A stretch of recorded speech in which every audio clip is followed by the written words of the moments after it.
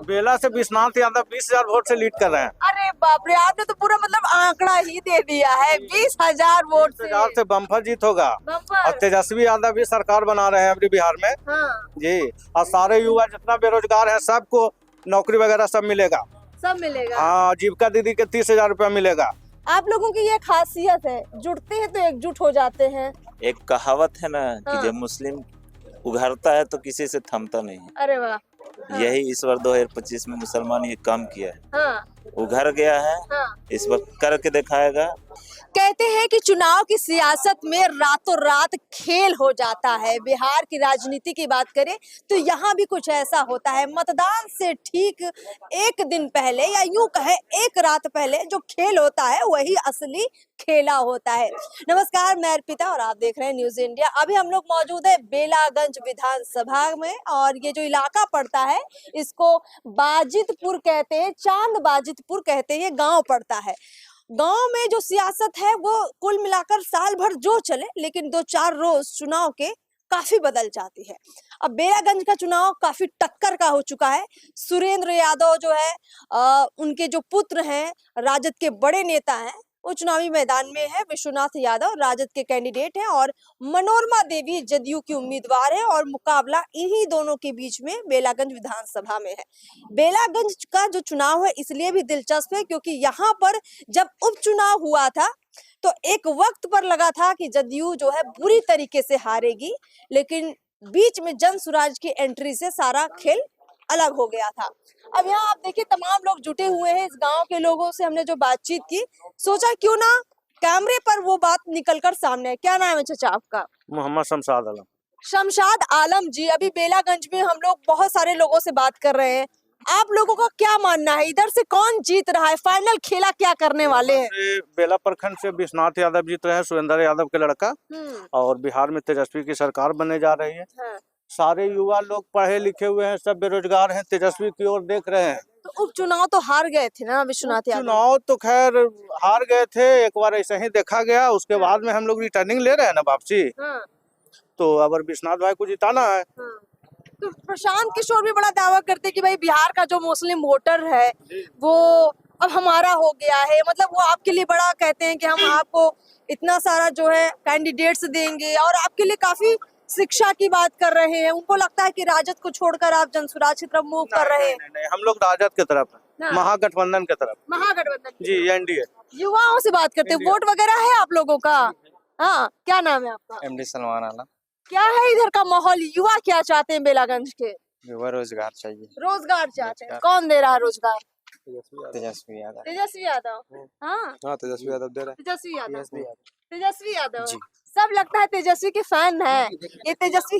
हाँ, स्टिकर भी है, ये सारे फैन है तेजस्वी के, युवा है। चलिए युवाओं से एक पक्ष ले लिया है, इधर भी काफी लोग जुटे हुए हैं। आप सब तेजस्वी के फैन है क्या?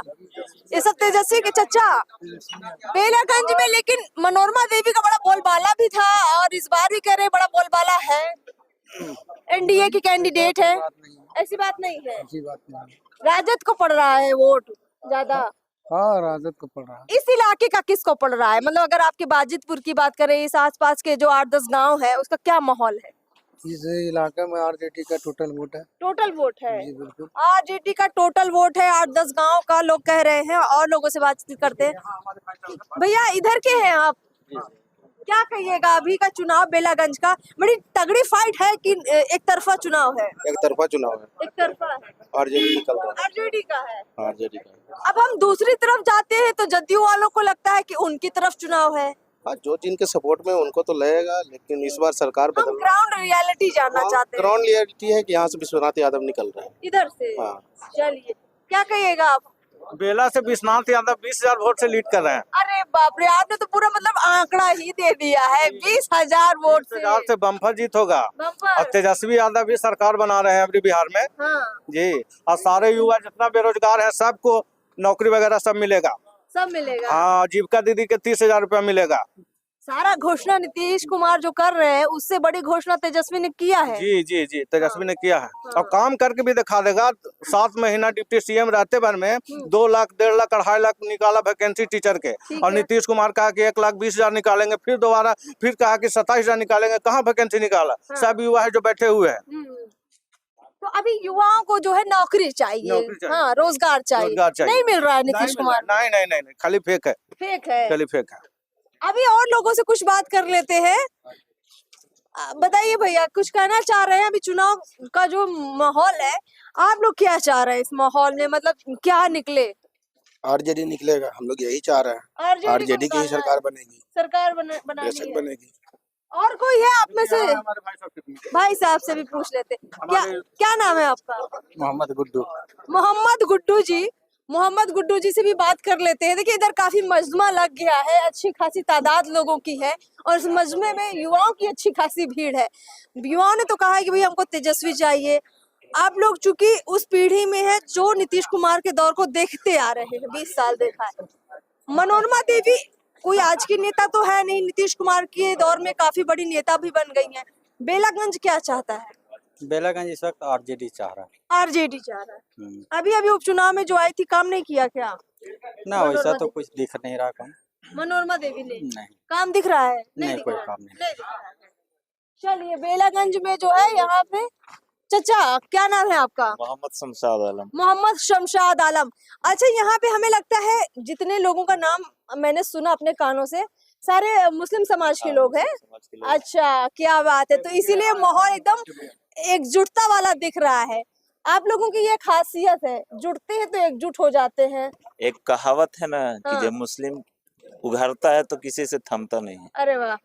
यही इस बार 2025 में मुसलमान ये काम किया है, हाँ उघर गया है, हाँ। इस बार करके दिखाएगा। तो अभी बिहार का जो मुस्लिम है, जो समाज आपका है, किसके साथ खड़ा है? बटा हुआ है या एक साथ खड़ा है किसी के साथ? कहीं दूर दूर तक देखिए, कहीं बटा हुआ नहीं। नहीं। 2-4 लोग हैं जिसका रोजी रोटी उससे चल रहा है, उसी में सटा हुआ है, और कोई नहीं सटा हुआ है। प्रशांत किशोर ने सेंध मारी मुस्लिम वोटर्स में नहीं की। वो तो अपना कैंडिडेट के टोपी पहनने के लिए मना कर दिया। वो मुस्लिम का क्या सपोर्ट करेगा? ऐसा है। हाँ, नहीं तो प्रशांत किशोर से पूछ लीजिए, टोपी पहन के प्रचार कर सकता है क्या? क्या बात है, उन्होंने मुद्दे की बात कर दी। आप पूछ लीजिएगा ये पर सवाल। वो आपके लिए शिक्षा वगैरह की नहीं, जो बात कर रहे वो हैं, ढोंगी सरकार बनाना चाहती है और कोई बात नहीं। वो ढोंगी है। ढोंगी बाबा। प्रशांत किशोर के लिए इससे तगड़ा कमेंट कहीं से नहीं आएगा। वैसे बेलागंज का क्या हाल है, इस पर क्या बेलागंज का हाल कुछ नहीं है। हाँ जैसे गर्मी में पछिया हवा चलती है लहर की तरह, हाँ हाँ। उसी तरह इस 2025 में चुनाव की लहर चल गई। चल गई है लहर। चल गई। चलिए, खूबसूरत माहौल है बेलागंज में और यहाँ के लोग। नीतीश कुमार का जो पढ़ाई का ये व्यवस्था है, आप भी जानते हैं। लालू यादव का जब सरकार था तो देखते थे बच्चा लोग स्लेट लेके जाता था स्कूल, आज बच्चा लोग प्लेट लेके जाता थमथमाते। पढ़ाई का नौबल इतना नीचा गिर गया। अच्छा, अब बताइए, लालच में अब खाने के जा रहा है बस। लालच में नहीं, पैसे के चक्कर में उसका नेता अधिकारी उसका कमाई हो, उसमें भ्रष्टाचार हो गया। भ्रष्टाचार हो गया। बात तो बड़ी कह दी इन्होंने। बेलागंज में क्या माहौल? बेलागंज में अगर पूरा संदर्भ आप देखिएगा उपचुनाव के, ठीक है। उपचुनाव के संदर्भ में जाइएगा यहाँ पर, तो हमारे बीच से एक अमजद साहब थे जनसुराज से, और उनका एक वोट बैंक यहाँ पर है मुस्लिम समुदाय के बीच में। तो 17,000 वोट वो अपना खुद दम पर लाए थे, जो कि पीके के दम पर नहीं लाए थे। तो पूरा जो वोट है 17,000 जो वोट है पूरा शिफ्ट हो गया महागठबंधन की तरफ। और यहाँ पर जो वर्तमान विधायिका के बेटा जो है, बड़ी बड़ी मंचों से बोल रहे हैं कि हम टैबलेट होम्योपैथी का इलाज कर देते हैं। तो हम लोग तो 11 तारीख को उसको इलाज करने का काम करेंगे। इलाज करने वाले हैं। हाँ, चलिए, और दूसरी बात हम देख रहे हैं कि बगल के राज्य से योगी जी, कभी असम के हेमंत बिस्वा, आपको गिरिराज सिंह, यहाँ पर बिहार में आके एक समुदाय को टारगेट करके अपमानित करने का काम कर रहा है। बड़ी बड़ी मंचों से बोल रहा है कि यहाँ पर एनडीए की सरकार आप लाइए और यूपी का बुलडोजर जो है आपको हम बिहार भेज देंगे, यहाँ पर चाप कर सबको हपाकर जहन्नम के सैर कराएंगे। और दूसरे डराने धमकाने की बात नहीं है, वो हम कह रहे एक समुदाय को अब चुनाव है, चुनाव में आप वोट बिल्कुल मांग सकते हैं, लेकिन जिस तरीके से मांगना चाहिए वो बिल्कुल नहीं मांग रहा। पूरा चुनाव को पूरा ध्रुवीकरण कर दिया, हिंदू मुस्लिम पर बांट के छोड़ दिया। हम कह रोजगार पर मुद्दा पर बात होना चाहिए। जिस तरह से 2020 में रोजगार एक एजेंडा सेट हुआ था, महागठबंधन ने किया था कि हम 10 लाख बनते ही पहला कलम से रोजगार एजेंडा सेट होना चाहिए। और आप बिल्कुल हम देख रहे हैं कि पूरा आनंद पर हेमंत बिस्वा आके बोल रहा है कि हम बगल के राज्य से यूपी से आ रहे हैं यहाँ पर, 3 गो माफिया को वहाँ मिट्टी मिला दिए, यहाँ चुनावी बयानबाजियां सब इधर उधर की हो रही है। मतलब के एक समुदाय को अपमानित करने का काम किया जा रहा है। इसका और असर ये, दूसरी बात, इसका असर ये जो विकास का जो ढोंग यहाँ पर चल रहा है, तो हम तो नहीं देखते। हम कह रहे हैं कि 30 साल से कुछ नहीं हुआ। जितना भी रोड बना है, एक आंख के लाइन, नया लाइन तो नहीं खींचा, वो वही रोड को जहाँ बिल्कुल सही रोड है उसको उखाड़ के पिच कर दिया जबरदस्ती में, और पूरा अकेले ही टेंडर ले लिया। तो हम कह रहे हैं कि विकास के नाम पर, और जहाँ जहाँ स्ट्रीट लाइट है तो पूरा एक भी मदरसा, मस्जिद या दरगाह के नजदीक नहीं लगा। 5 को यहाँ पर स्ट्रीट लाइट लगा, वो भी अपने इर्द गिर्द ही लगा। मतलब आपका ये कहना है कि जो विकास भी हो रहा है वो समाज को देखकर हो रहा है, उसमें भेदभाव हो रहा है। चलिए, आपकी बात सामने आ चुकी है और आपकी नाराजगी भी दिख गई है, और इस नाराजगी का असर इस चुनाव में निश्चित रूप से दिखेगा ही, जो आप लोग दिखाएंगे। तो अब इसके बाद परिणाम का इंतजार रहेगा। मतदान तो बस होने ही वाला है, और उस परिणाम पर ये लोग जो चाह रहे हैं वो निकलेगा या नहीं निकलेगा, खैर वो तो किस्मत तय करेगी, यहाँ के प्रत्याशी की भी और यहाँ की जनता की भी। फिलहाल ग्राउंड रिपोर्ट में इतना ही। नमस्कार।